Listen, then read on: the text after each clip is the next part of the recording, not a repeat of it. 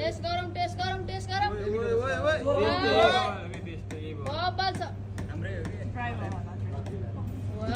special मिठो त यो पनि भयो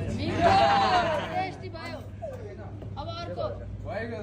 नमिठो भयो त म नमिठो भनिहाल्छु ल